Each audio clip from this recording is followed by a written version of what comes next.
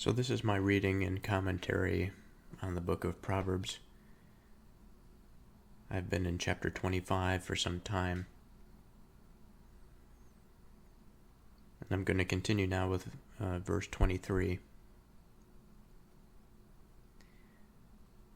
But I thought before I did that, in order to warm my mind up to that place for which I desire my reflections to be,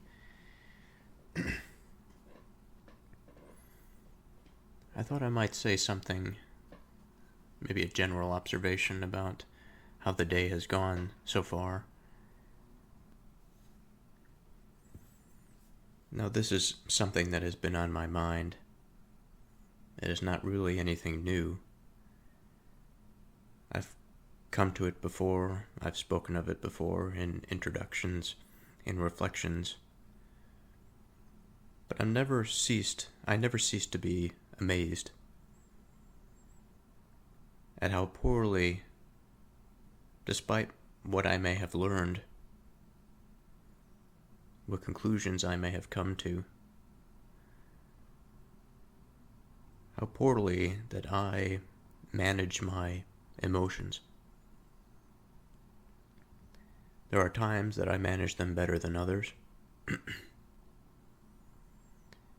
But there's a part of me that knows quite well where my emotions ought to be directed, and if that there's an abundance of them, I know that I should not let that disturb my attention.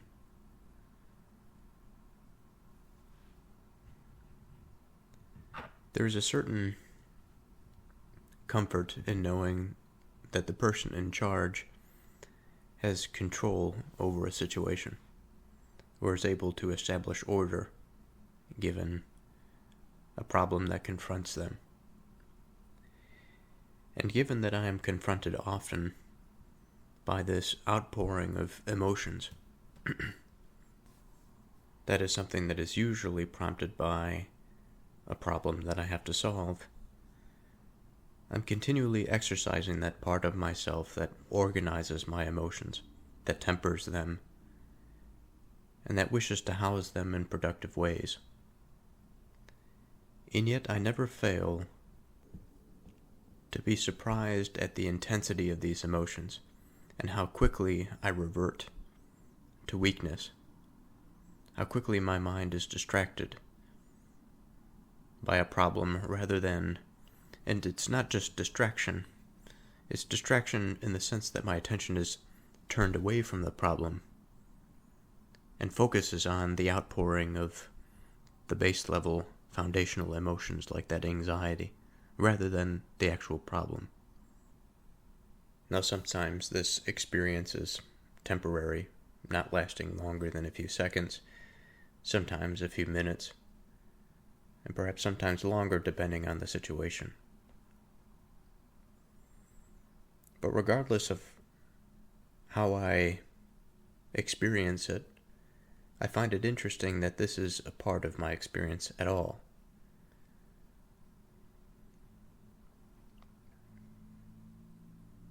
And I wonder at this capacity that we must all possess, that we can all improve upon, to manage and to house our emotions in such a way that causes us to be solid. And as far as I'm concerned, it would seem that my disposition, my emotional response to things, is active at the very least. And this is not something that has changed as I've gotten older.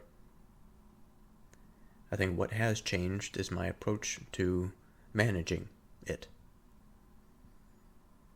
And regardless of how intense those emotions are, the suffering that is proposed by such emotions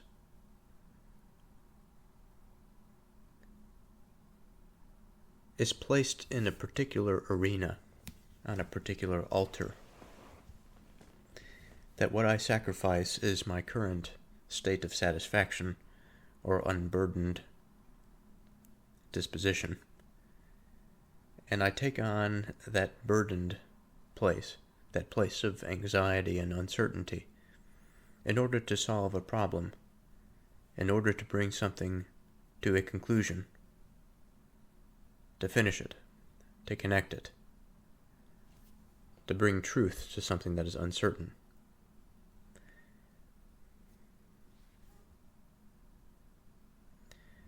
The north wind drives away the rain. So does an angry countenance, a backbiting tongue. So there are a number of symbols here that we need to take into account. Beginning with the first part of this verse, the north wind will drive away the rain. The question is, well, what is the north wind? What does it symbolize? What purpose does it serve? Now, I suppose from more of an agricultural position, we can examine where the north wind comes from. We can examine the effects of the north wind on our working lives.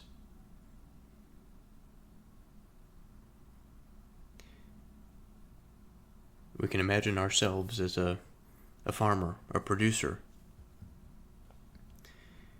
We can imagine ourselves being somebody, just generally speaking, that participates in the world, that experiences this north wind, that experiences the rain that falls.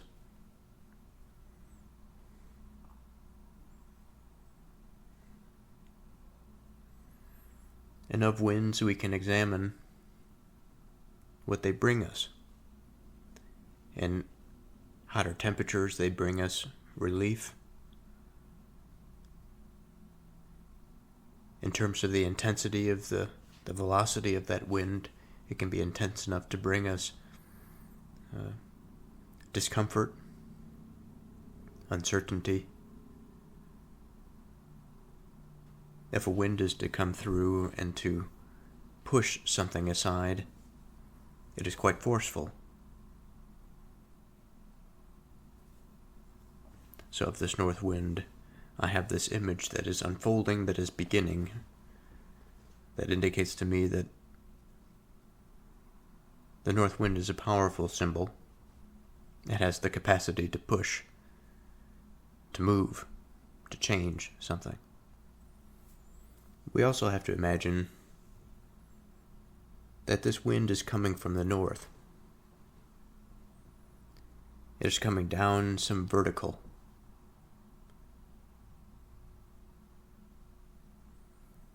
And I suppose, in my mind at least, I am curious about the question, well, if this wind is descending, it is moving southward from the north, then it is likely coming from a place that is colder than that place for which it is headed.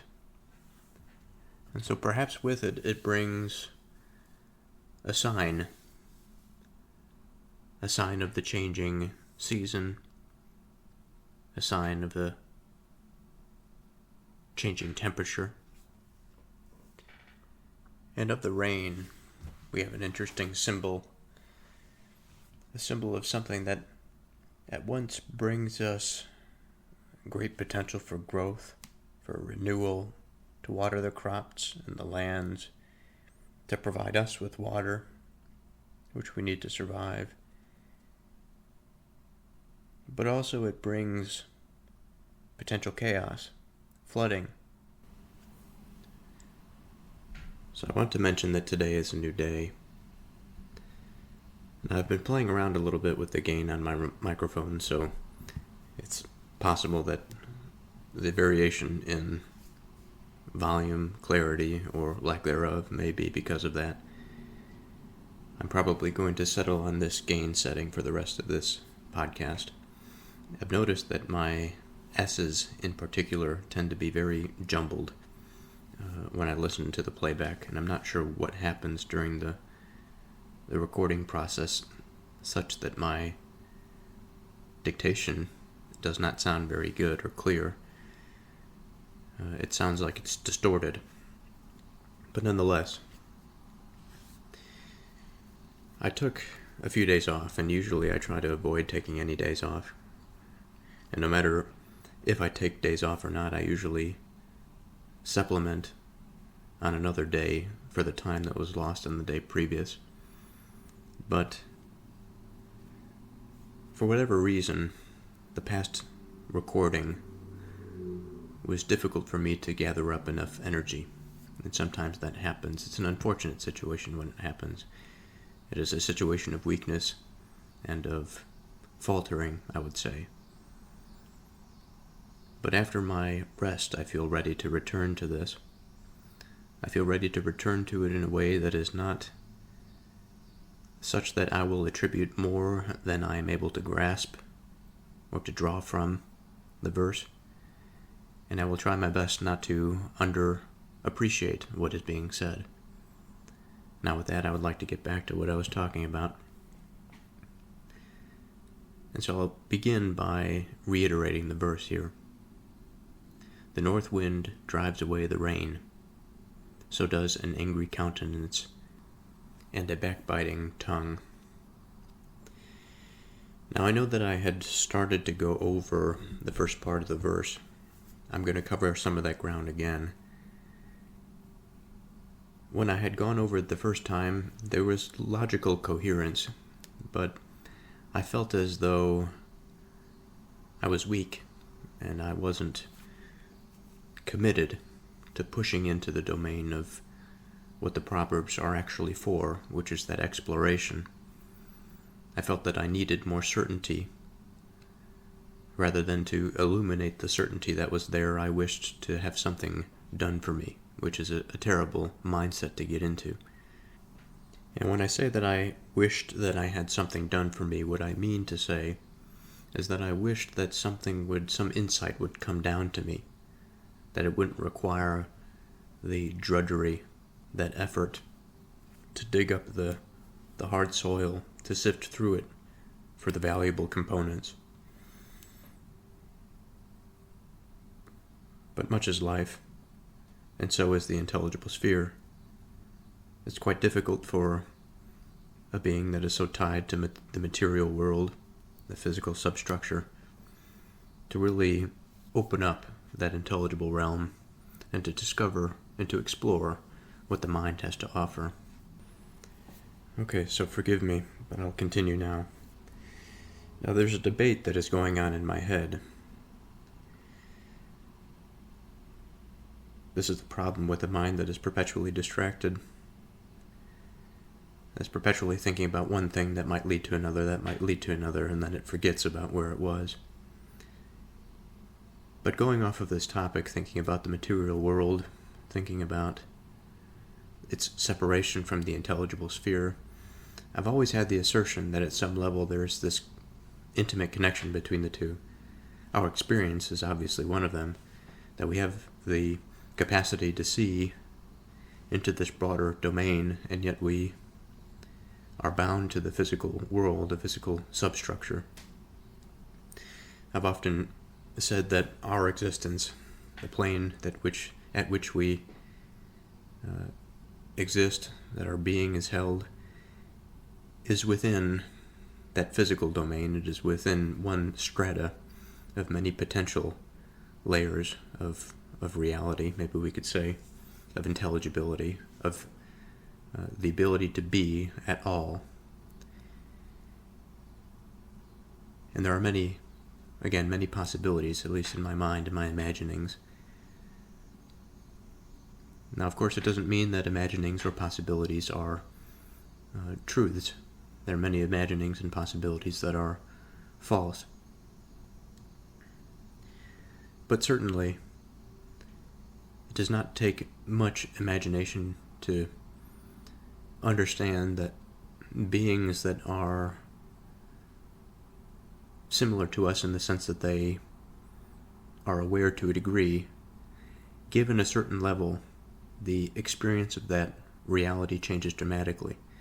Now, of course, our level of experience exists at a particular layer, and a deer, for example, has another experience, and their intimacy with the self and their awareness of their surroundings is heightened in certain respects as it needs to be, and ours in others as it needs to be. And of the ways in which we can identify separation, I think man is quite unique among his co-inhabitants. Again, that's not to discount the animals or the various life forms that are on this planet. There is plenty of sophistication well beyond the ability of man, but the experience is different. And I should say that I certainly am aware of this potential hubris and making man into this divine entity. But I say all of this to say that my mind often hesitates to explain something purely materially versus something that is maybe more experiential, maybe something that is subjective in the sense that it is experienced from the point of view of a subject, rather than the point of view of an observer. And perhaps to solve this dilemma, it's not necessarily one or the other. Both of them have their benefits, their attributes. And I say all of this to say, because if we take the concept of the north wind, and we wish to understand it symbolically, there is this way in which the north wind is tied to actual experience. It is not something that is just proposed. It is not something that comes to us out of pure imagination. It is something that exists in the world. It is a physical phenomenon.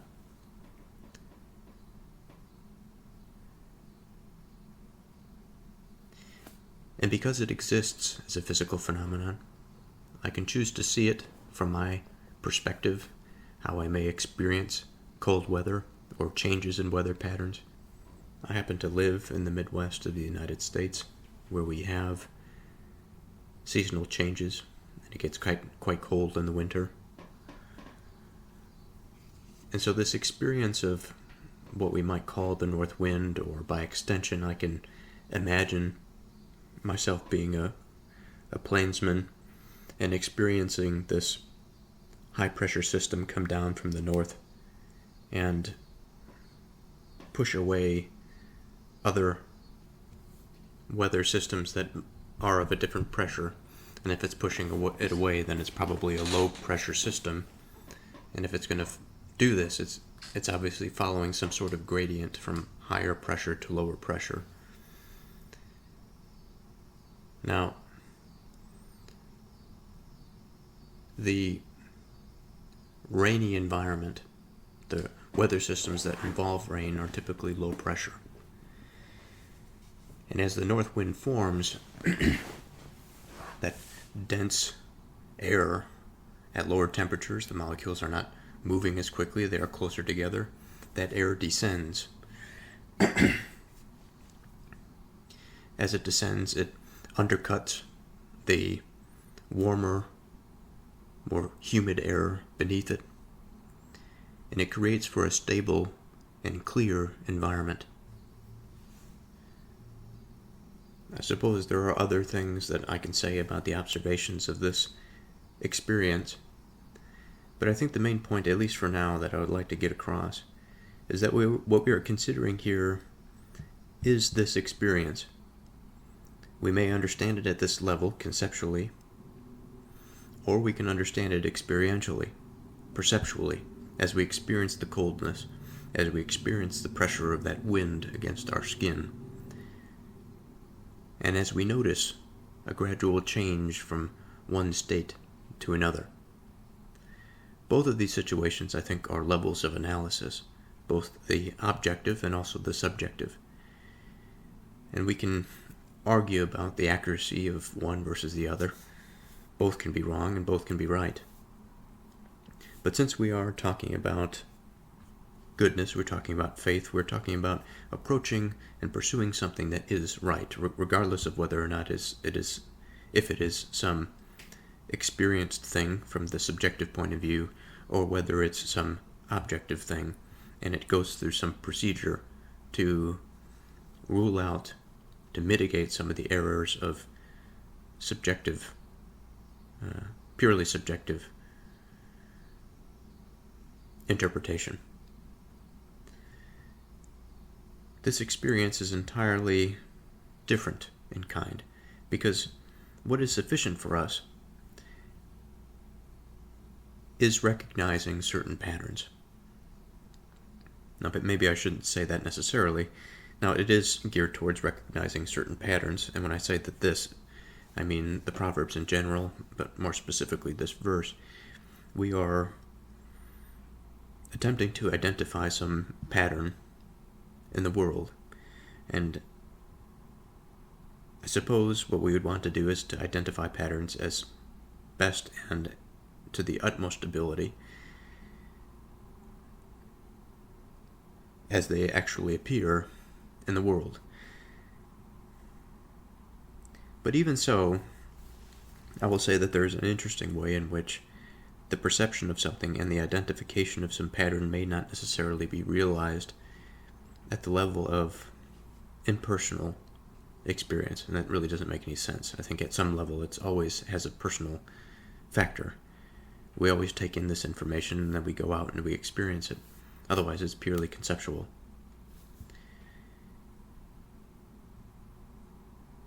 And to round off that thought just for a moment, for example, there are plenty of ways in which everything that I had just said about the physical nature of high-pressure systems interacting with low-pressure systems, which would be the interaction of the north wind and the rain.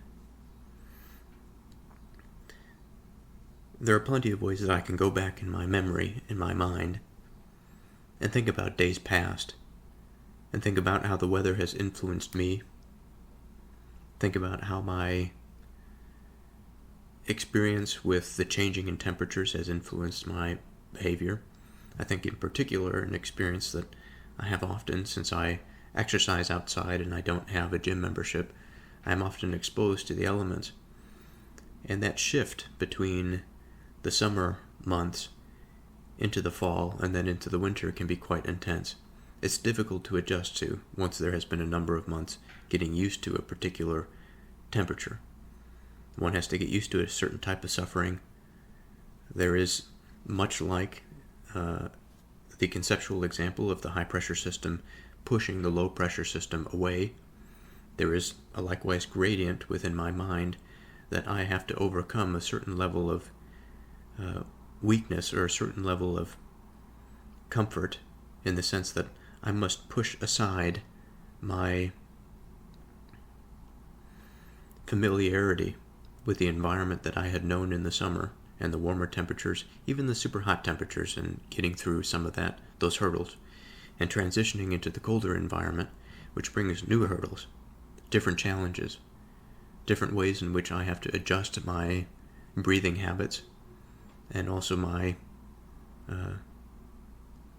output of physical exertion. In other words, I can say that there is some resistance to change that is happening within me, despite the natural way of things just happening, regardless of how I feel about them.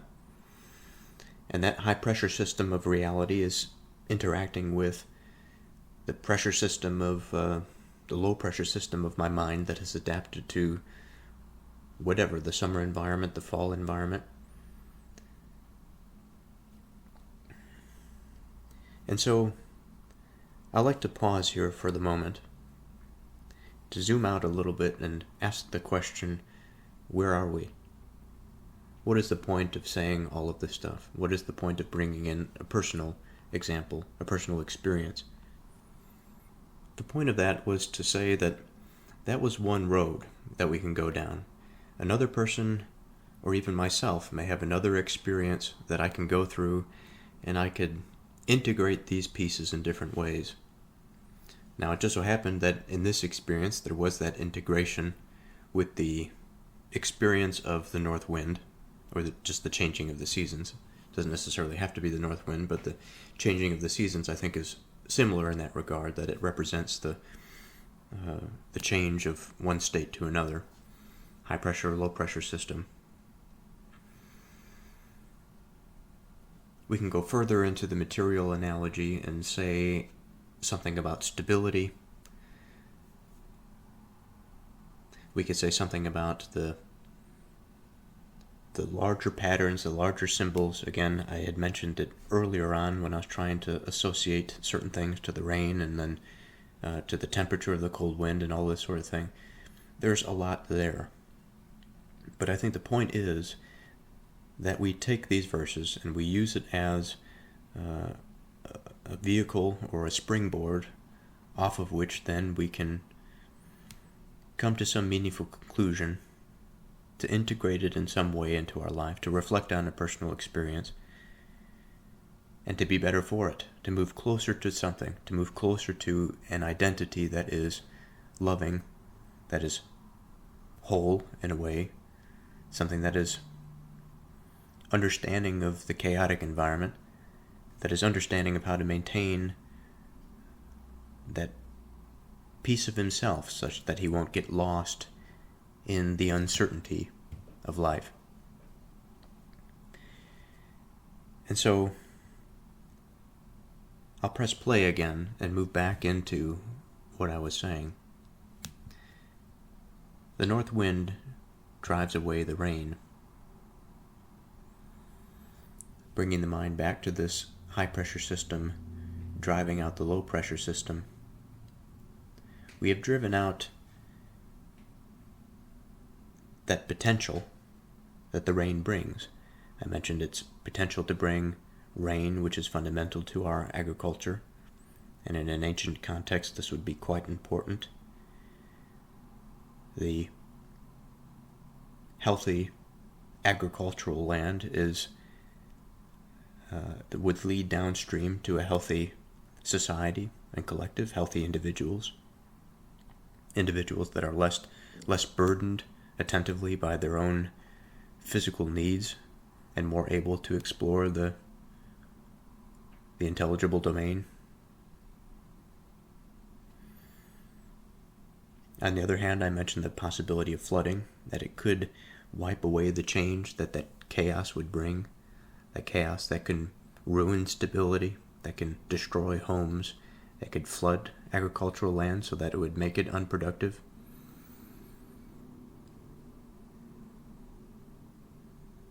So there's this sense in which we can imagine two different situations. Now, of course, there's the second half of the verse, which we will get to, which will narrow it down, surely. There's a way in which we can focus on the first half of this verse, primarily in terms of change. Again, that high-pressure system is coming in to change the environment that was there previously. We can think about this experientially, as we would stand on an open plain, perhaps in a field that is full of crops, that we could be excited about the rain that is to come, and then we feel the chill, the boundary that is slowly moving over us into a new weather system. And not only are we faced with the realization that the rains won't come, or that they are being pushed away, but also that we will have to deal with the cold that is upon us. We will have to modify our behavior according to the way in which the systems are influencing us. And so it's hard for me necessarily to make heads or tails of attributing goodness or badness to what is being said here. I'm geared more towards saying that there's a negative connotation in it, but it doesn't necessarily, as I've said, need to be that way. It can be also a good thing. Now the second half of the verse is quite telling. It's almost a cheat code that indicates to us which direction it's actually going. So does an angry countenance, a backbiting tongue. Now, countenance is a facial expression. I've spent a lot of time talking about anger and what the possibility of that is. So far I've been associating it more so with there's a fundamental emotion at the bottom of it, or rather that is an aspect of it. Anger itself, I don't quite characterize as explicitly an emotion. I have this system in my mind that I've been using to conceptualize the difference between emotions and then experiences in which we have our emotions that are wed with reason, and based on those unions we have more elevated, maybe we can call them elevated emotions or reasonable emotions, I don't really know, but the point is that they exist in tandem with some rational component. It's hard to find anger by itself. A person can be quite unsettled and upset and irritable, but I don't necessarily consider that to be anger. Now, there may be a semantic error that I'm making, it's hard to say, but as far as I wish to conceptualize it now, I'm going to move forward in this manner. And so this anger is wed to some reason, that whether the reason came first as the causative factor of the emotion, I don't think it really matters. I think that there is something in the environment that is exciting the heart or exciting the rational mind, and to get together and to have this experience of anger that is sharply directed. That is another fundamental component to it, that there is not only this intensity but also the direction, and that direction is afforded by attention and partly by reason. I think our emotions can direct our attention, but also our reason. So in this case, it really doesn't matter all that much what the reason is, I suppose. That is for us to fill in the blanks from our own experiences. The north wind drives away the rain, so does an angry countenance, a backbiting tongue. The way that this is organized, I think, is interesting. So does an angry countenance, a backbiting tongue. That is to say, an angry countenance is analogous to the north wind, and then the backbiting tongue is the rain. Now, earlier I had said that this gives it away, that this is a sort of a cheat code, and I want to take that back a little bit because I think there's a little bit more than meets the eye here.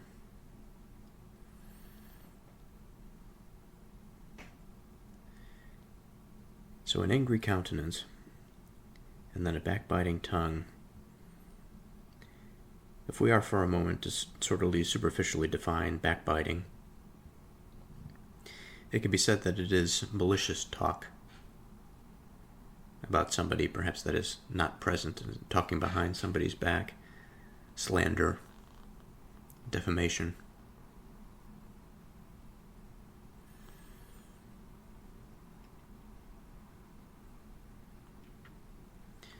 And of course, the tongue, it's a symbol for that transmission of information, the manipulation of sound.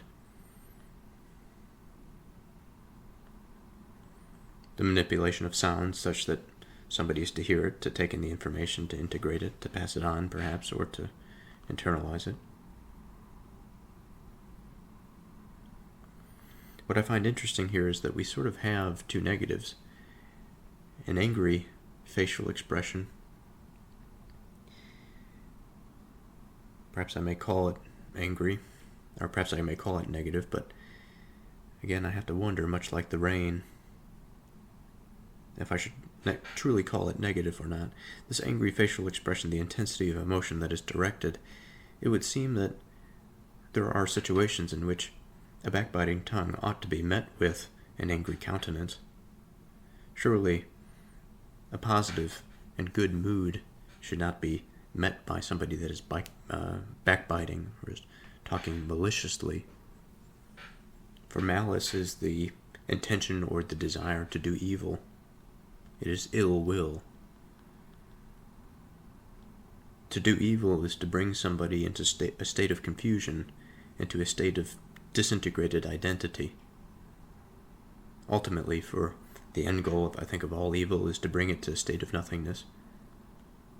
To the state of nothingness, such that the subject that is responsible for that may be the ruler over this shell of a previously enlightened being, and that's what drives the individual. Or just in general, evil itself is paradoxically existing to find its way out of existence, and everything that does exist to find its way out of existence.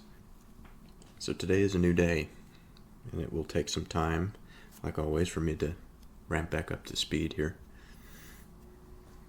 So as I left off, I was talking about this angry countenance and the backbiting tongue, and more specifically how the backbiting tongue leads in a particular direction. It leads towards nothingness.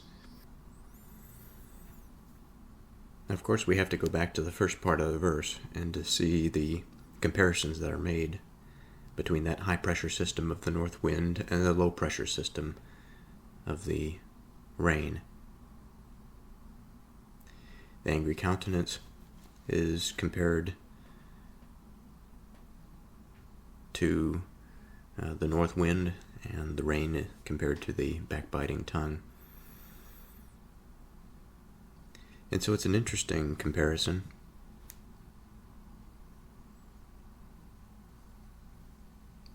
This high pressure, low pressure business. Perhaps there's an implication here that within the angry countenance, as I've mentioned, the intensity of this expression causes it to be a high pressure environment.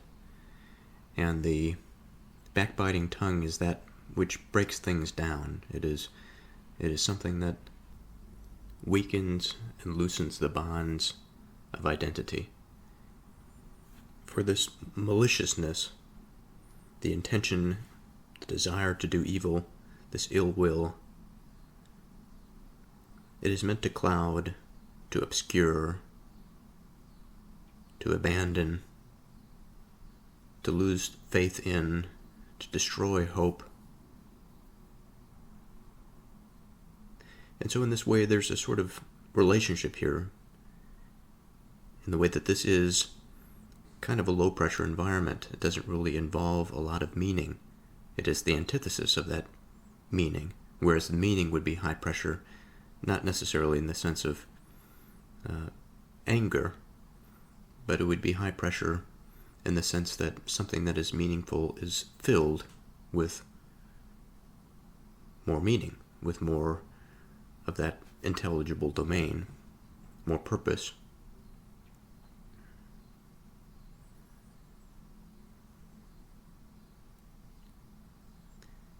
And as I've mentioned before, that there seems to be two negatives here. Now there's the obvious negative, which is the backbiting tongue.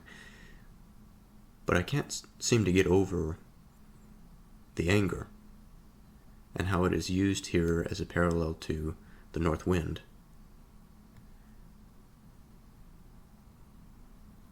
And I have to question, I have to wonder that perhaps anger is not necessarily something that is inherently negative. It is certainly an intense emotion. It is something that is directed. There's reason behind it. But I suppose that anger in and of itself does not necessarily presuppose that one is not in control of that intensity. For it seems that the anger is well directed here. It is pushing evil away. It is pushing the force that would uncouple the bonds of our foundations away from that sensitive environment, so that it has no access to do so.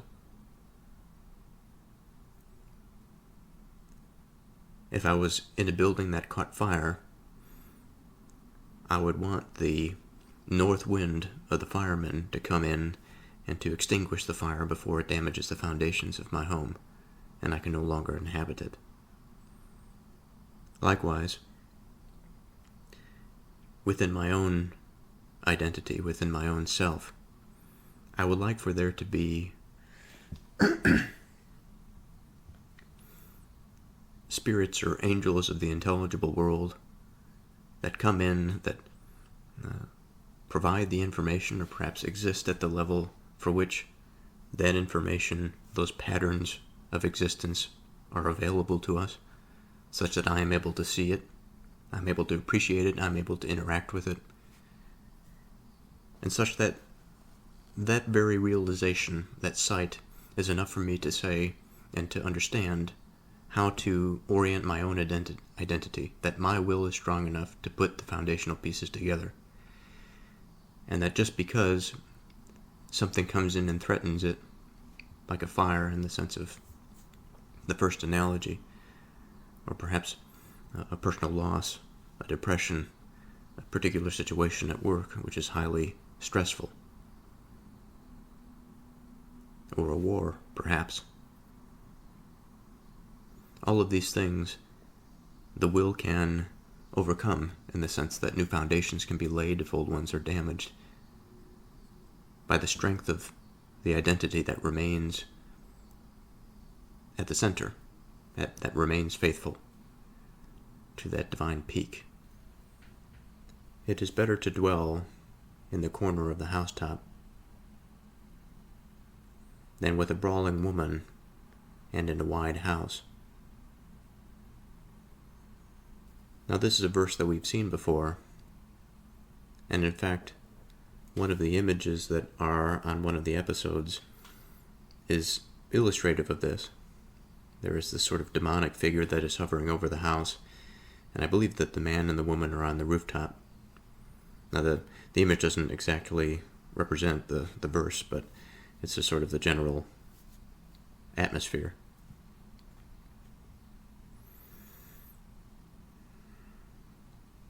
And I remember the first time that I had gone over this was quite a productive affair, and I'm hoping to make it so this time. I remember the first interpretation being largely focused on the nature of relationships, especially between the man and the woman, and what their roles are, what the significance of the housetop was, and what the significance of the wide house also was, or is. So starting with the first part of the verse, it is better to dwell in the corner of the housetop.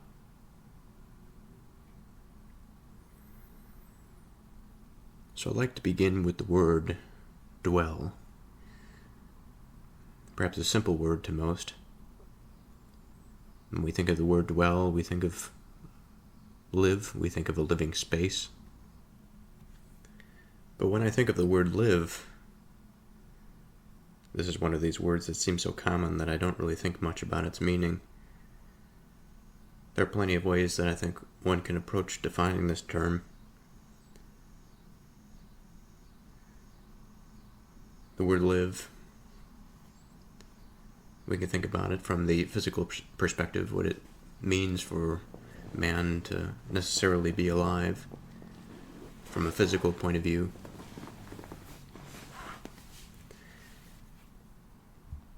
I think we can think about the quality of living, what it means to live well.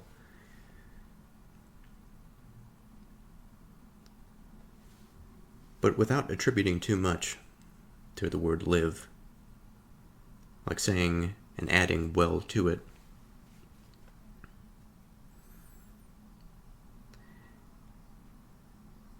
I have to imagine that within every definition or exploration of a word and its definition,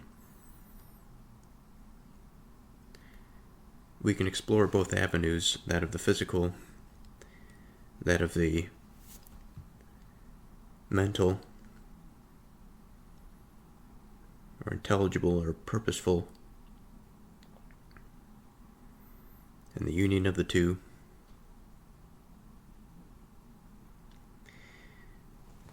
I've often thought about my own dwelling spaces and the experiences that I have within them, because it is not my experience that I have no thoughts when I dwell or reside in a particular space. My brain just doesn't shut off when I'm within my home. In fact, I believe I have many of my most important thoughts when I'm alone in my dwelling place.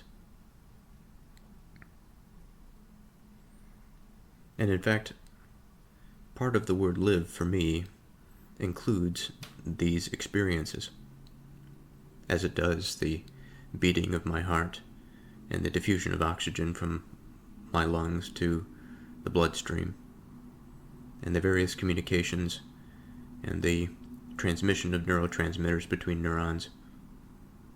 I am an agent with complex experiences. Now, what I find interesting, that we are prompted to reflect not only on this word dwell within the first half of the verse, but also dwelling in an aspect of a physical space. Dwelling in a corner of the housetop. Now, the housetop I'll come to later, because that's an entirely different symbol. The corner, I think, implies an aspect. For my room, can be said that it is a corner of my apartment. There are a series of distinctions that I can make, a whole number of distinctions that I can make about carving out a corner for which I can place myself physically and dwell in that space, however small or however large.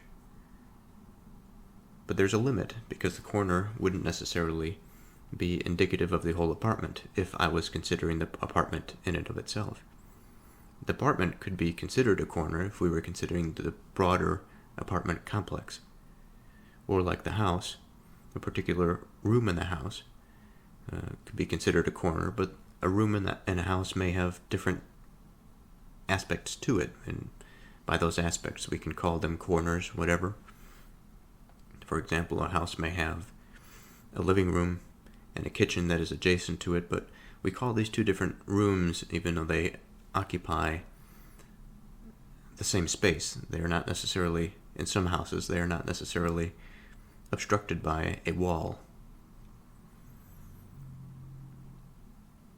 And so there's various ways, I think, that one can approach this.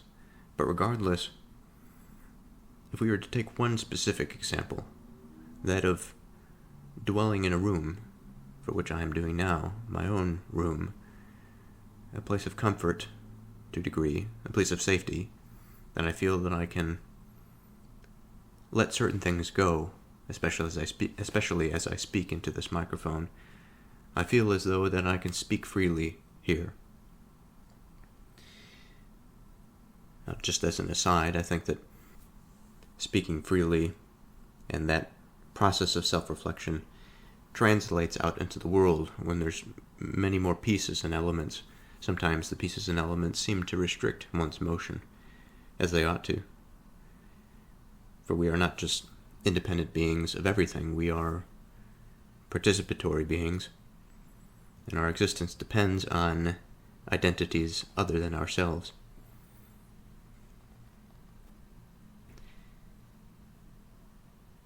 But this process of self-reflection, I think, allows one to better navigate through that environment,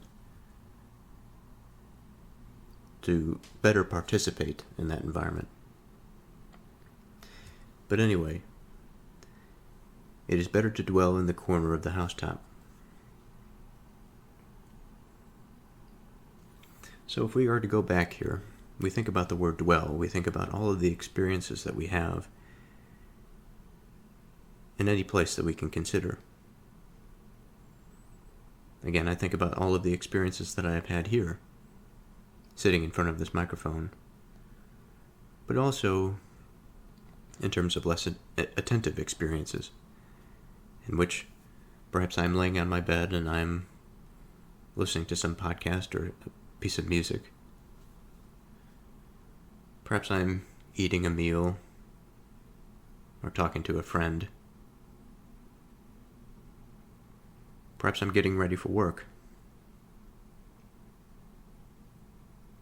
All of these are indicative of my experience of dwelling in this space, in this room.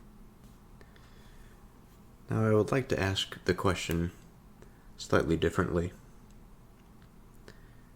What does it mean to live in an aspect of something? And here I'm reminded of the Russian doll. So my apologies for the break in the continuity, but today is a new day. I'm going to return to that thought about the Russian doll, about the aspect of being an aspect of something. I may take this in a slightly different direction since it is a new day. That's the only reason that I mention it. But the reason that I bring up the Russian doll is that the doll is essentially one thing, one unit.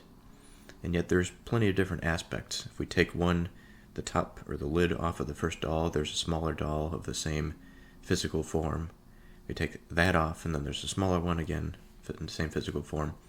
And it continues for a few pieces. There are ways in which one can interpret this phenomena. We can call it fractals, we can call it aspects of a whole. Now the Russian doll situation or scenario is slightly different in the sense that it really represents levels, I think, of intelligibility more so than aspects of one mind at a particular level of experience like our own, that we have physical bodies, that we inhabit the physical world, physical universe, etc. But I suppose there's a way to reconcile this with the aspectual of the house. I'm not quite certain at this point. But regardless, if we are to break up our home into different sections, and if we are to relegate ourselves to a particular section, then regardless of its intended purpose or intended function, we are now moving everything into that space. And as is in this verse, this space is a very particular part of the house. Now, during my first time interpreting this,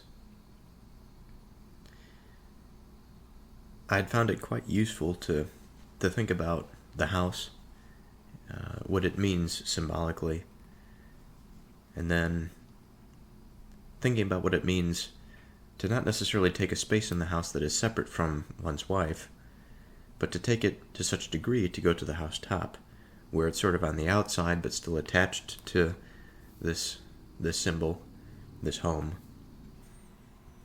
So I would like to go into the home as some meaningful symbol.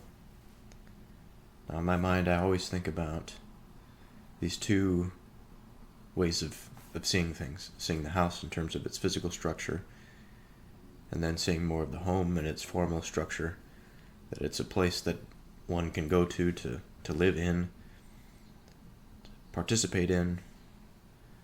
I think of having a home, which sort of implies more than just owning a house, owning the physical structure. It is the environment that's made by those who live in it, even if it's just one person. There's an environment within that space that it is unique to the individual. It is more than just the physical substructure that can be drawn from that environment. And now when I think about what's going on here, and when I think about the person relegating himself to the house top as an aspect of the whole, and again as not just the aspect, but an aspect of the whole where it's still close to the house. There's this physical contact there to the house. but the person is not going to be enjoying anything about the inside, that part of the house that is dedicated to the most intimate forms of relating to another person and to living and relaxing the mind, relaxing the body, more than just relaxing and more than just comfort. I think that there are also profound challenges that come with a home and resolving differences, establishing firm boundaries, establishing foundations. I think all of this work, along with the relaxation, occurs within that space. And to make the comparison that there is a situation in which it is better to live on the periphery than to live within it in a space that is separate from the primary issue, and moreover from that it is still worth living on the rooftop rather than living in another place entirely. These are all interesting things to consider. And I'm not sure that we will get much if we just speak of this in a material context, that because of the physical separation we would be away from the issue. I think we have to be a bit more formal about this and think about what the separation that is afforded by the inside and the outside actually means. So I'd like to dive into that, go down that road a little bit farther. So this business of the inside and the outside, we can see it everywhere in nature. I would suppose that this is one of those fractals.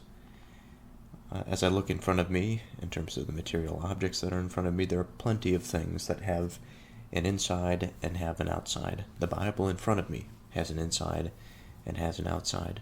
The microphone in front of me has an inside and an outside. My vitamin pill bottle, my computer, the television that's in front of me, the cubby that I keep, the drawer that is my cubby that I keep pens and various things in, myself, my physical body, beneath my skin, there is an interior. Within my mind, there is that conscious experience. There is the formulation of that soul, the spirit, my heart, my reason. There is within this space, within this apartment, there is a room within it that I call my room. This apartment is part of a larger building complex.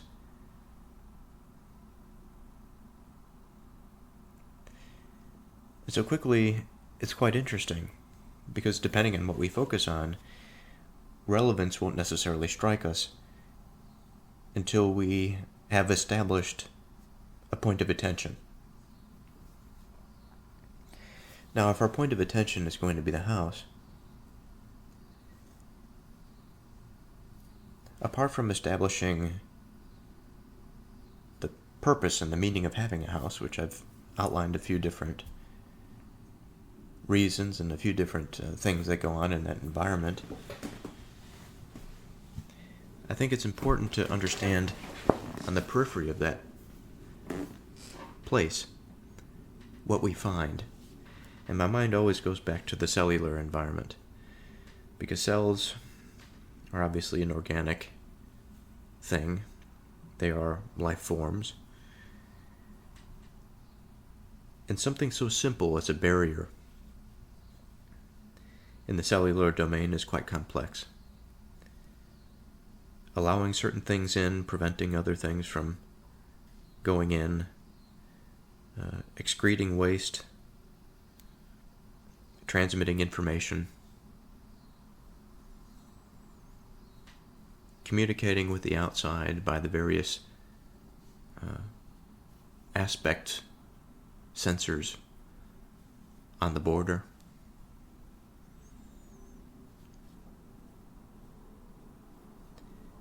I think much like this cell example, the mind of man, and by extension his creations, his elevations of the physical world to meet his purposes and his desires, they also have this quality to them. And here I can't help but to go back to the concept of identity. It is an inescapable part at this point in my reflections on the Proverbs, how fundamental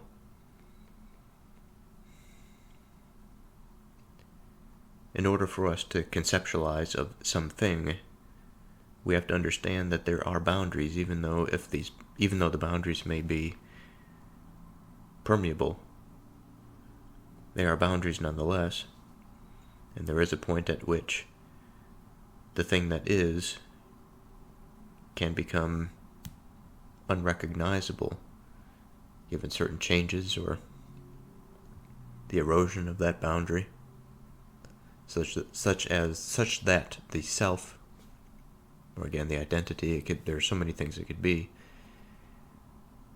is no longer what it once was.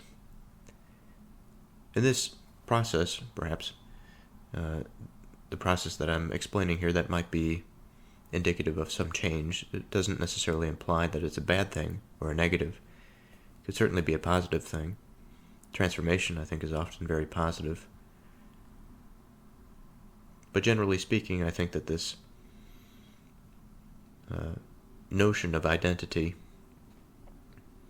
is so fundamental to the way that we perceive and interpret the world that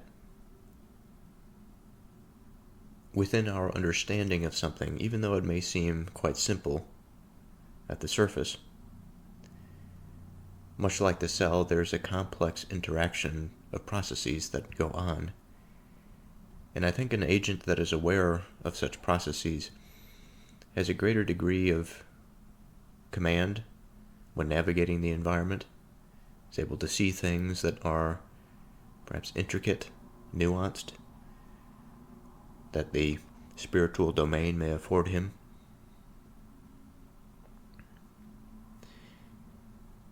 And if we use this house as the particular example, and the man that is a part of the identity of this household, he's part of the identity of the marriage,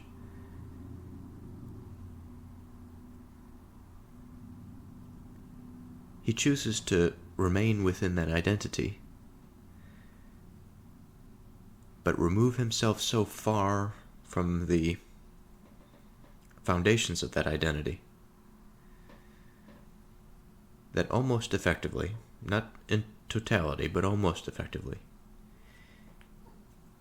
he has changed his relationship.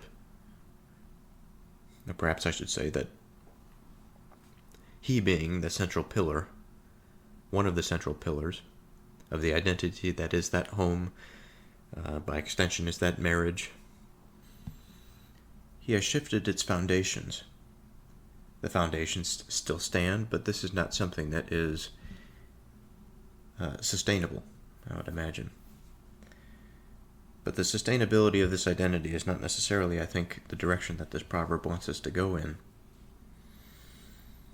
It is rather to examine which is better, the remaining on the rooftop or remaining within the home. Now, in order to go here, we need to bring in the second half of this verse. It is better to dwell in the corner of the housetop than with a brawling woman and in a wide house.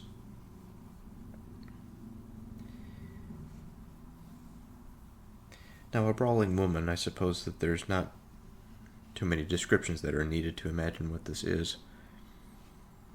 I'd rather imagine a more sophisticated sense of what this might mean, because this brawling behavior, whether it be physical or not, is going to come out of a particular place. It's going to have a particular meaning. It'll happen at a particular time within a particular context.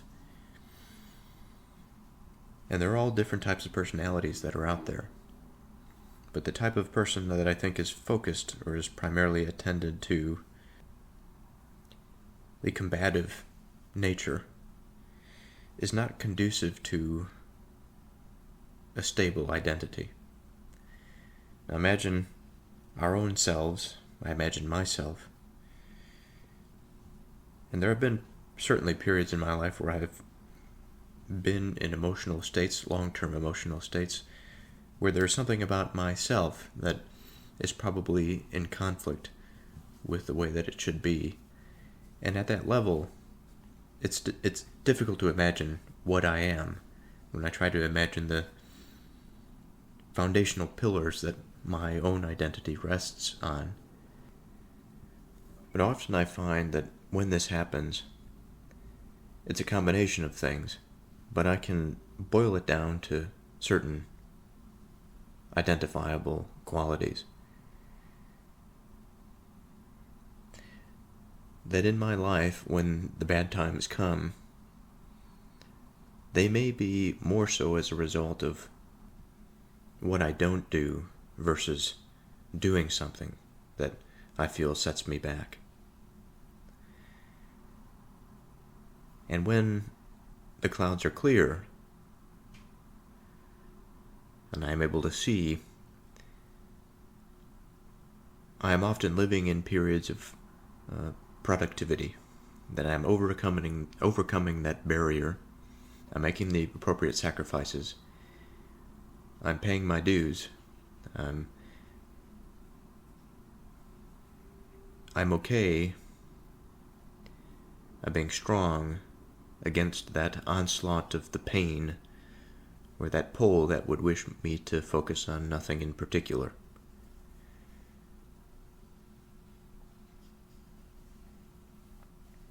And it causes the identity to weaken.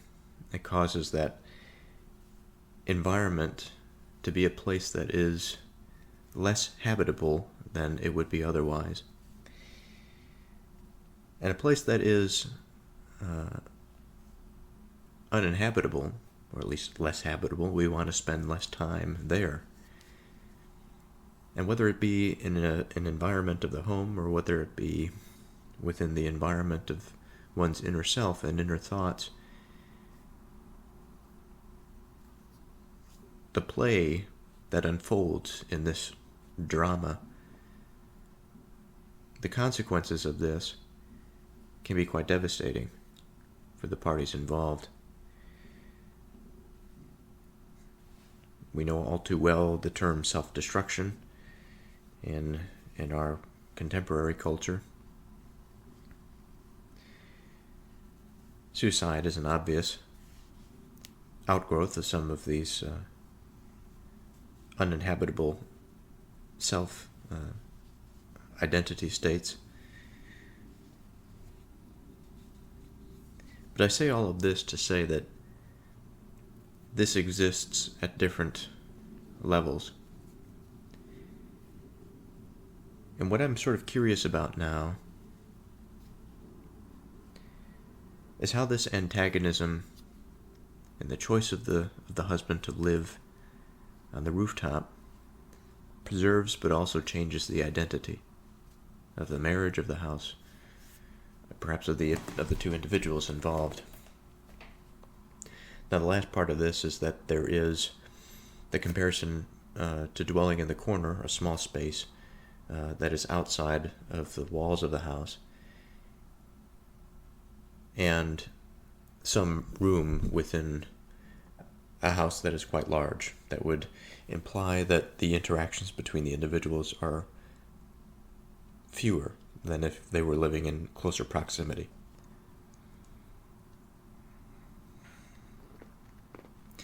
Now it seems that what is happening here is that the woman is actively destroying the identity, or is trying to pervert it and turn it into something that is, it's hard to say exactly what the result of the brawling behavior is. We can imagine a bunch of different scenarios. It could be a controlling mechanism, such that the identity of her house, of this house, is now an extension of her, including the person that she is wed to. instead of becoming a unity and one thing, it is a unity of types, but it is a perversion of that unity, and that she wishes to subject the other agent in that relationship to her own will, her desires. That's one potential outgrowth of the brawling behavior. Another way in which this brawling behavior, I think, is at least immediately identifiable to me is that it prevents the growth. If we are to imagine an organic structure that forms almost, in my mind at least, I'm thinking of a combination of this mythical expression, the growing of supports, and then the actual physical structure of the house. If we could imagine a scenario in which the physical components of the house were organically grown by the behaviors of those who actually live in it, we can imagine that upon effective communication, honesty, commitment, love, conflict resolution, that the foundations will probably be pretty strong. They will grow in solidly. And there's going to be beautiful things probably within the house. Architecture might be beautiful. The interior of the house is probably going to be decorated pretty well. And the relationship between the people, the individuals in the house, is going to be productive, healthy, happy. Not without challenge, surely. However, in the face of the brawling woman, this woman goes underneath the superficial layer of the house. Now, we all know to be there to support ourselves. We have our walls, our drywall. Behind the drywall, we have more of the structural components. We have the floor that we walk on, but really the foundational structural components are those of the strong timber that's underneath her, or the iron, perhaps. And then in aggregate, let's say if we have wood floor, that the panels themselves provide us with some stability, or the layering of flooring that we have laid down, whatever. I imagine her going down to that foundational space underneath the flooring, and now she's sort of in the dirt, let's say, in that home environment. And whenever she sees this green support structure pop out of the earth, she takes it and she cuts it in half. And so she's actively combating this process of growth and of strength in that behavior. But what the man is doing here is that he's trying to preserve the identity by staying in the relationship, perhaps, by staying close to and a part of the house. But he's doing it in such a way that is half and half. He's almost breaking the identity, but also preserving it by his proximity, by being on the rooftop, the corner in that rooftop. And the woman knows that he is there. The woman knows where he lives. He knows where the woman lives. And they maintain this loose, poorly structured identity because that's the only way, perhaps, that they can maintain that level of cohesion. Now, it's sad, obviously. It's good in a way, I suppose, that they are maintaining their commitments. But it's sad that they are unable to resolve the brawling behavior. As cold waters to a thirsty soul, so is good news from a far country. So let's dive into the first half of the verse. As cold waters to a thirsty soul. Now, we all understand what it is to desire cold water, to quench our thirst. Now, thirst is something that is interesting. It's an expression of mind. It is the pull, the body's way of telling the mind that it must take some action to consume a vital substance that, while at one level the agent may not necessarily be aware of all of the particular needs of the cells within, but in aggregate there is this signaling that allows the agent to become aware through the need to drink water, through that thirst,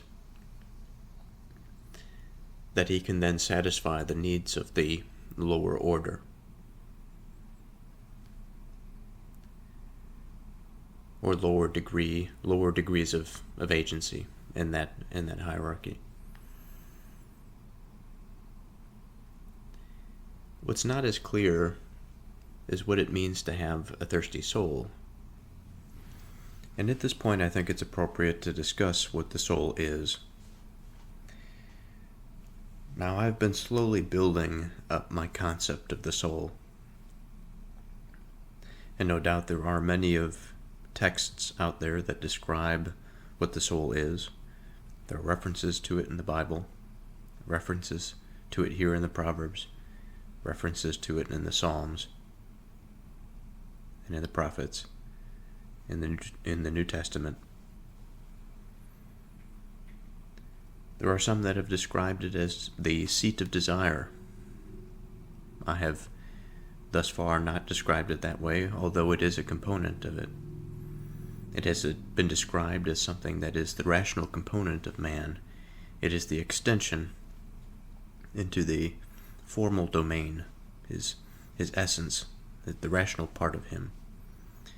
While I think that rationality is an aspect of the soul, I do not necessarily think that the soul is entirely that rational aspect.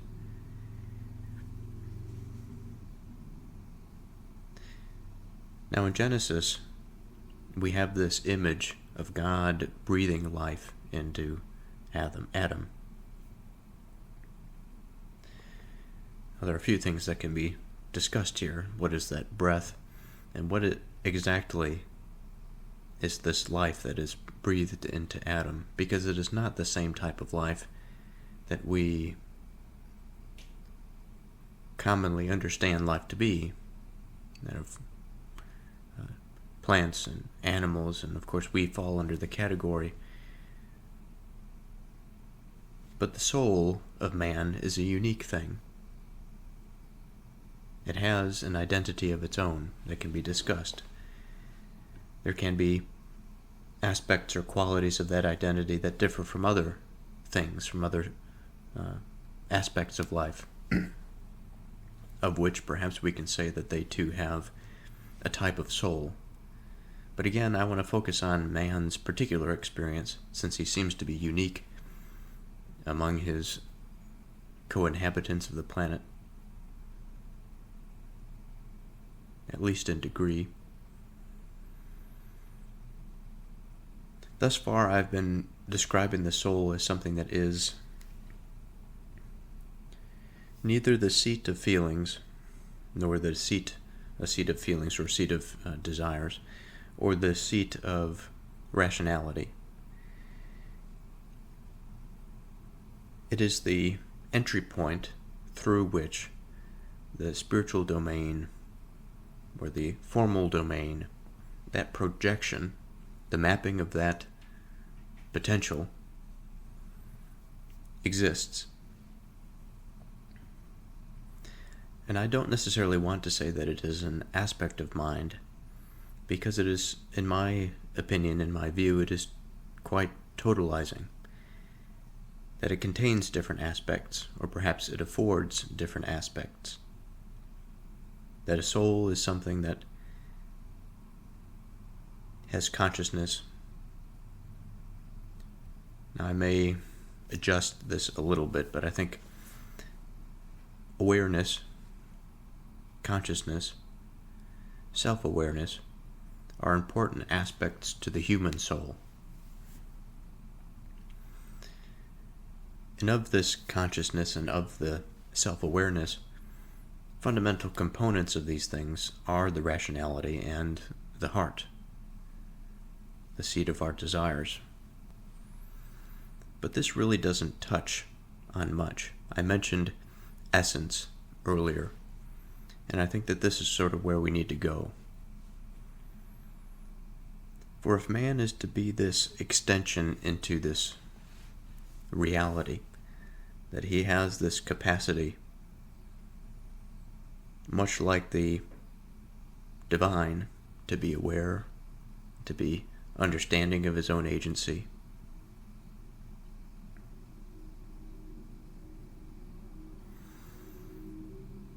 he can trace his lineage back to that center point for which the birth of that life, that form of life, that form of conscious, aware, perceptive being came to be. Of course, the point at which he has come to be is the point at which the breath has come to him, that has come into him. And here I don't necessarily mean to put forth something that is in contrary or in contradiction with some understanding of the world that predates the human being. Regardless of the underlying physical causality of man's consciousness, what I wish to get across is that what I am concerned with here is not so much the causality, the series of relationships that perhaps from a physical standpoint has caused it to be, a series of relationships from a formal perspective, or from the perspective of the divine essence, of the mover of that substrate of, I could say a substrate of reality, but that really doesn't say much. It's the essence of being that exists, that pre-exists, that predates all being. It is the being that causes being to be.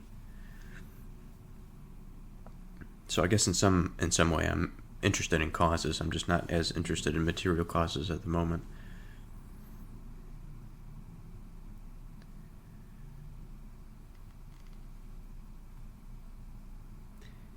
In this domain, in my mind at least, I see a sort of cone-like representation in terms of man's experience, his birth of consciousness into the physical domain.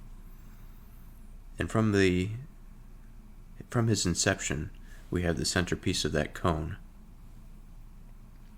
And as the cone widens out in the periphery, this is an indication of the expansion of his mind.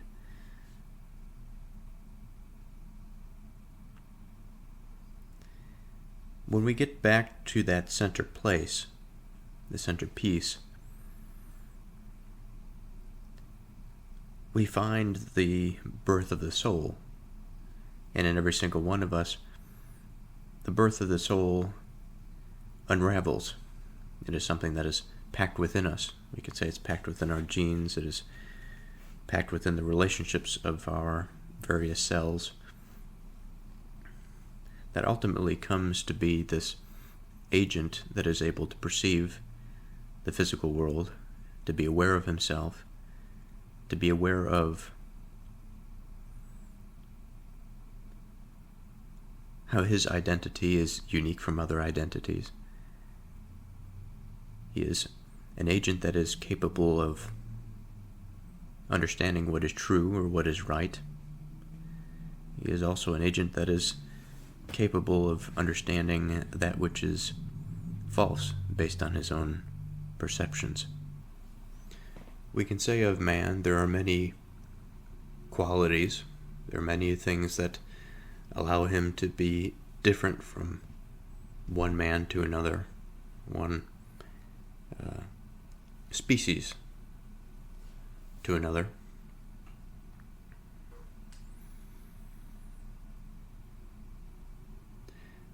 But of man as the totalizing experience, including every race, including the sexes, including all of the variability that exists under that umbrella. But among the variability, there is this fundamental constancy at the core, at the center of the human being that causes his identity to be. It is that essence. Now, in the Aristotelian sense, what we are concerned with here is not necessarily the accidents or that degree of variability that exists among all men that do not necessarily take away from the fundamental nature of who he is as a human being. If I took away my eye color, I would still be a human being. It wouldn't impact my soul. If I took away my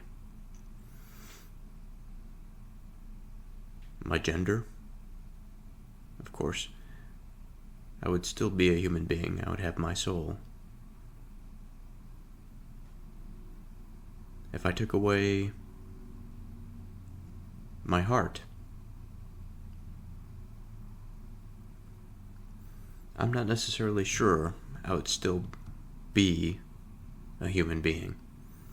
Now, of course, it depends on what the definition of the heart is, but I have a sense that the building that is the human being would collapse.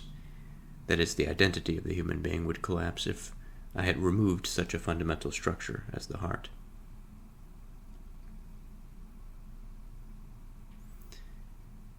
And so of the essence of man, of his fundamental qualities, I would say that there is a set of them that we all share.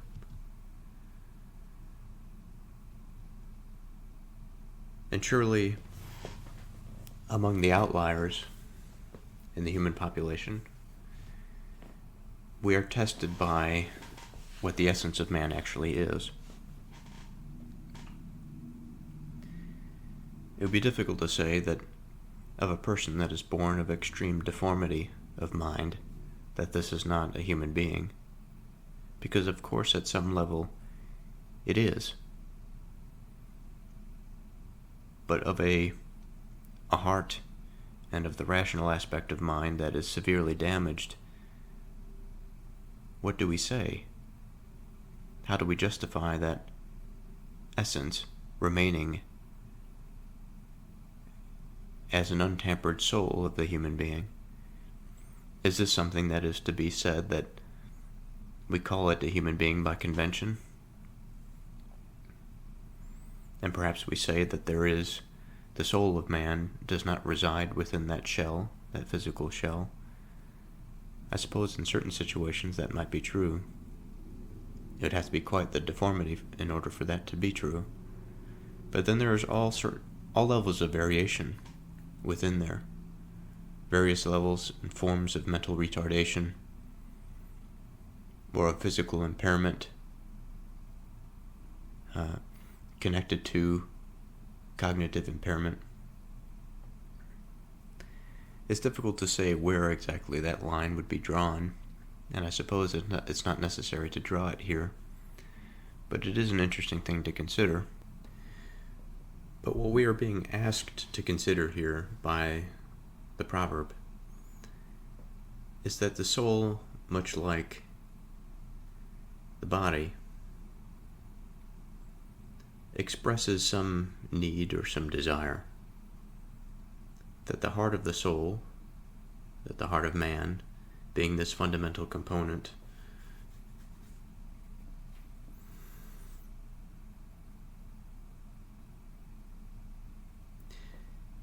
it expresses itself such that the essence of our being, the fundamental substructure that would move beyond the physical,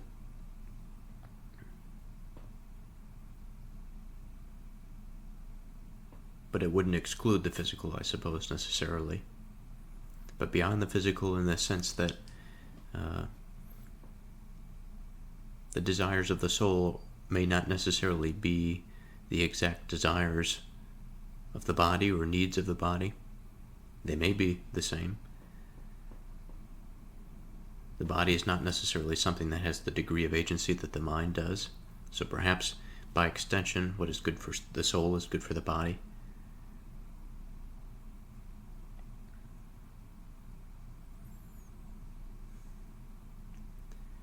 But how can we draw this parallel between that type of need and then the need of the soul?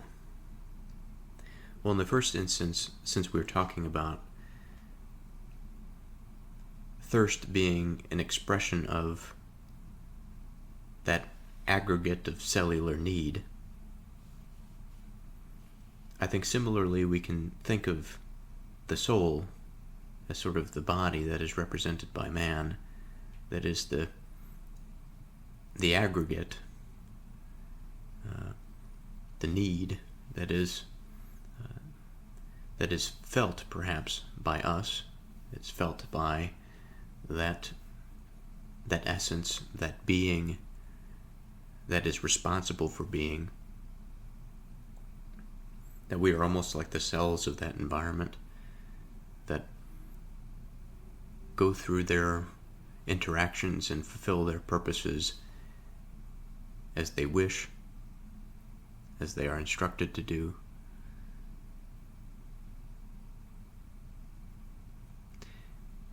And yet, as they do so, they require certain things to sustain themselves. They require nutrients. In the situation we're talking about water.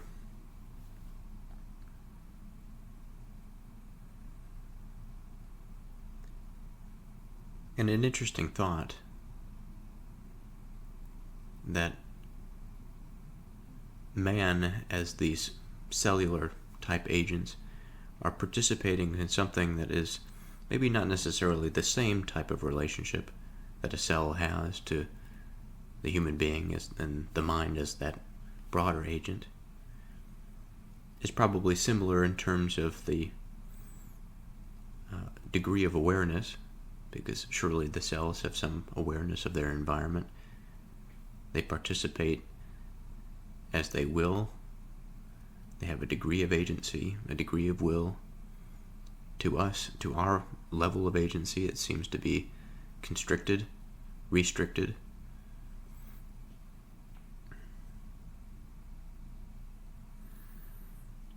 And there's also this fundamental relationship that the cells within us are a part of this broader conscious collective of cells that produces that agent.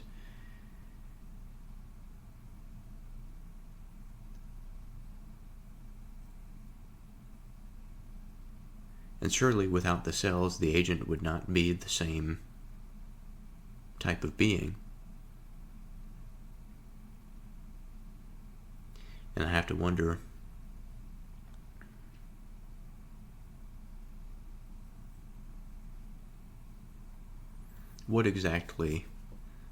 how exactly we are related to that divine essence.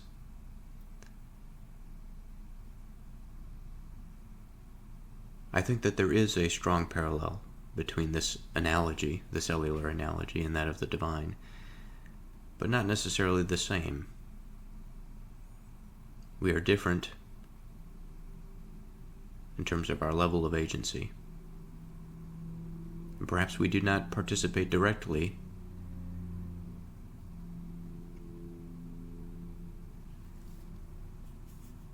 in the mind of God, but we participate in the body of God. The body of God would be His creation.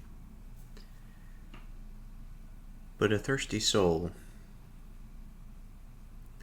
this is a unique expression, because I would have to imagine that this would be the connection that we have to God. This is our way of being able to perceive that we are a part of something greater.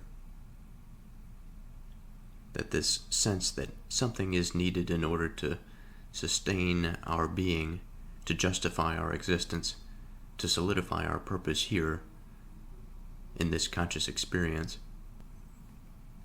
Much as the cell needs to signal that water is required so that it can continue to exist and to fulfill their purpose and to solve problems that are in front of them. So one has to wonder at intention.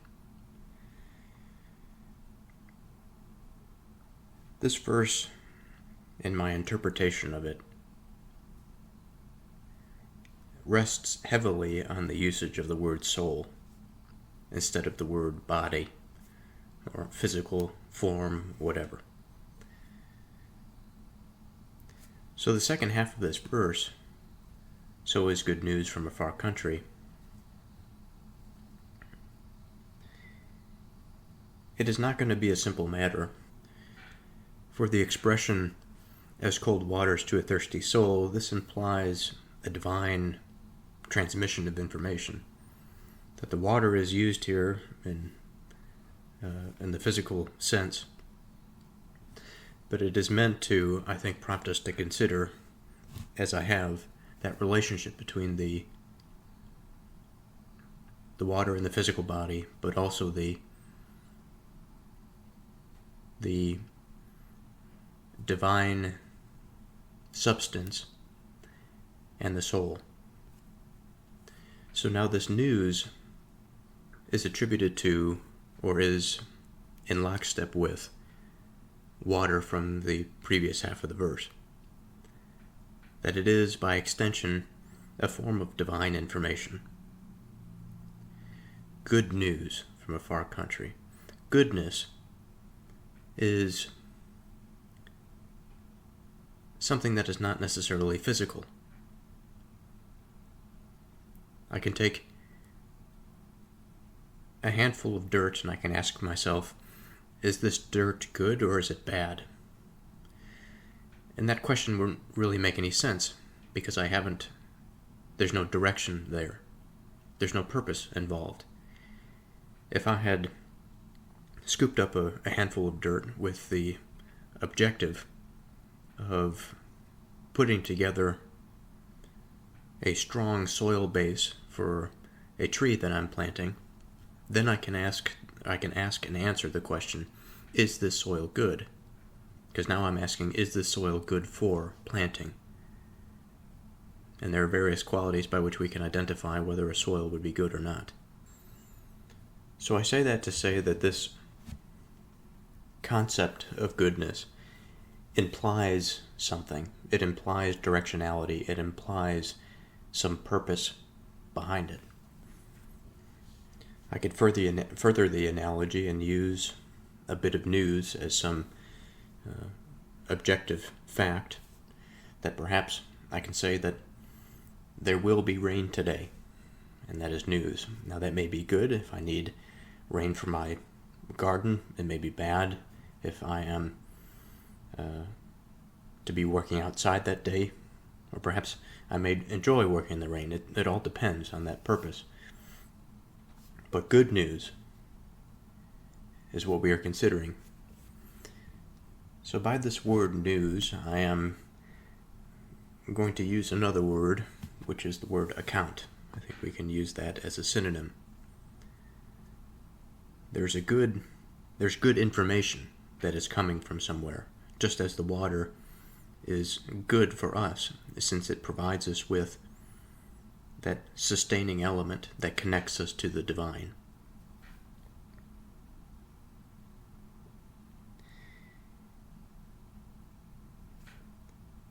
So I suppose from here, the question in my mind is, well, how is it the case that good news from a far country would be something that can bring us closer to God? that can make us feel connected, that makes us feel secure in our experience on earth, secure in our existence in general. And I suppose that there are all different levels for which this can occur, that this can exhilarate somebody or improve their morale, whatever. But aside from the most basic of accounts that can be considered good, I would like to think a little bit more about this far country and exactly what role it plays in our mind, and how exactly that this far country has something to do or is in some way paralleled to the thirsty soul, the soul that is the aspect of our mind, or rather I should say the soul that is our mind and its desire for the spiritual, for the connectedness, and for the firmness of belief and understanding, the knowing of truth, the fulfillment of purpose.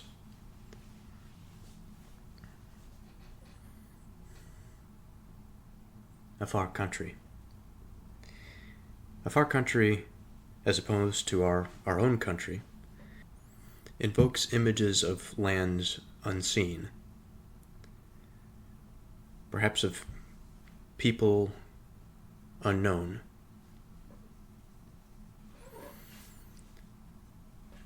Another question that I ask myself is, well, what makes a country a country?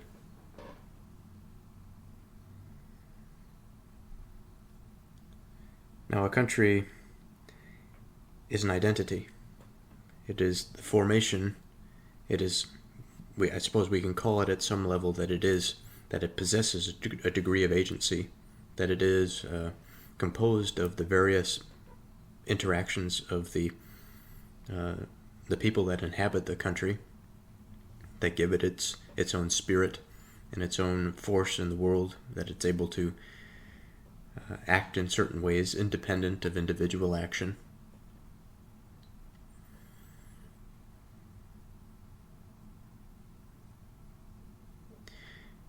And an account can certainly, I think, be born of this broader agent, or broader agency, built on top of more of the collective human experience.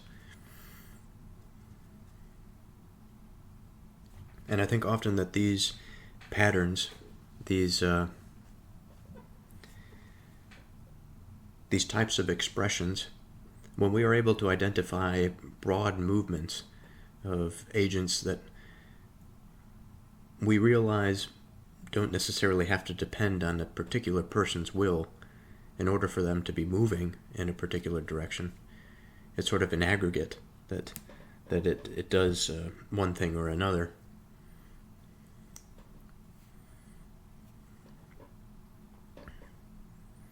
And reflecting on its identity, that although it is in aggregate, there are those fundamental pillars, as we've discussed, about the accidents, the Aristotelian accidents, that removing all of this from the agent, there's still that fundamental underlying thing that causes it to be. Now, I suppose that in a modern context, this agent is a little bit more sophisticated, in the sense that it is not as centralized. Now, maybe sophisticated is not the right word. I suppose it depends on the age. It depends on the sophistication of the inhabitants. But even in the situation of a sultan or an emperor, the movement of these large principalities, I think, almost overcomes the action of the individual, despite a highly centralized ruler. I suppose this doesn't really matter all that much to the purpose of the verse here, but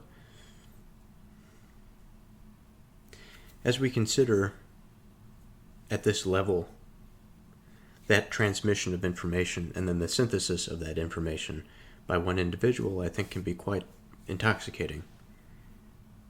It can be quite mind-blowing, eye-opening, awe-inspiring.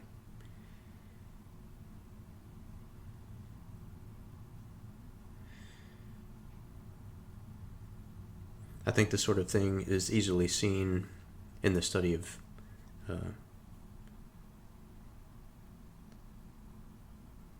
big political movements, geopolitics. It is seen in the philosophy of mind as that develops throughout the ages.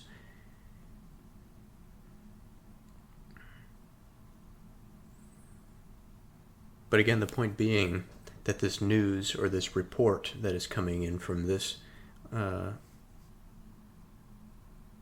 agent is giving us an observation about a certain level of reality that we don't immediately participate with or in. And it allows us to see a little bit beyond the typical individual experience. And it opens the mind to that broader collective mind and that movement and its experience and its observation of what it sees. And I think it's undeniable that this sight affords us individually greater sight than we would if we had not observed it. And I think by way of increasing this sight, this vision into the intelligible domain, and the insights that we get from it, it is much like this experience of the divine essence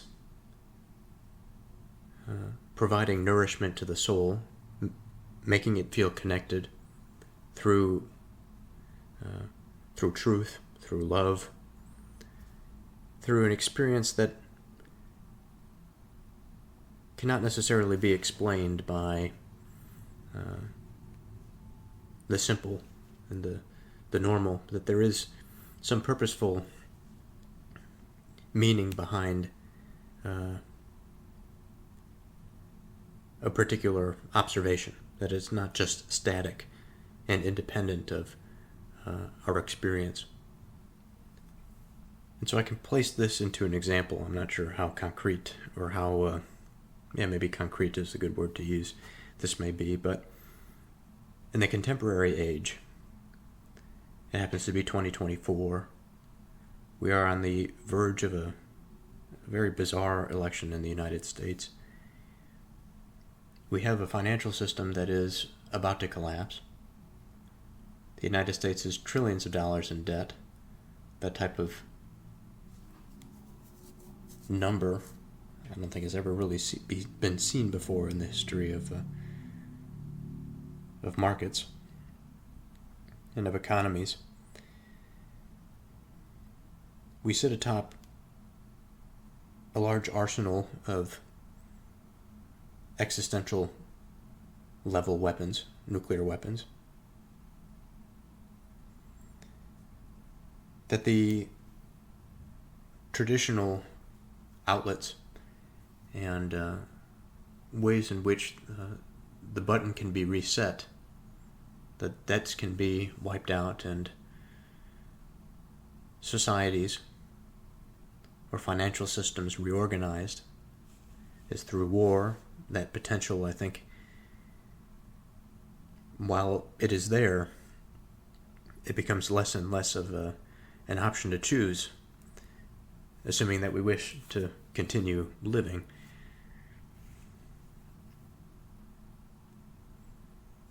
In addition to that, we have traditional institutions that are failing, institutions that many Americans are trying to figure out exactly what they are, what they were meant for, what we have today. And we are afforded this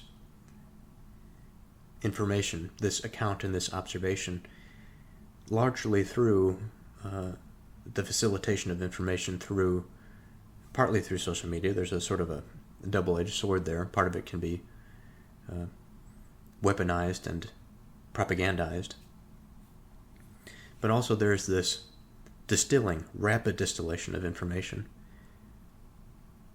sorting and sifting through different pieces of information and putting the facts together very quickly. And it's almost at a breakneck speed by which this is happening. The amount of information that bombards us constantly is overwhelming, and I think it turns many of us into zombies. And perhaps there are a few of us that can hear the call from the far country, that what we hear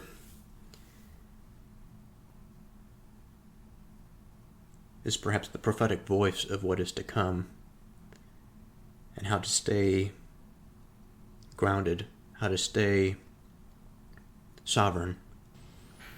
And in so doing, we have not necessarily utilized an institution of man to prop up our identity, but rather we have found a divine voice that has shown us something independent of that, and we stand alone, or we stand independent of that thing. Now, I don't think it's a good thing necessarily to be apart from the institutions of man for very long, but if they become tyrannical and evil, wicked, then of course man ought to be able to recognize the difference. As cold waters to a thirsty soul, so is good news from a far country.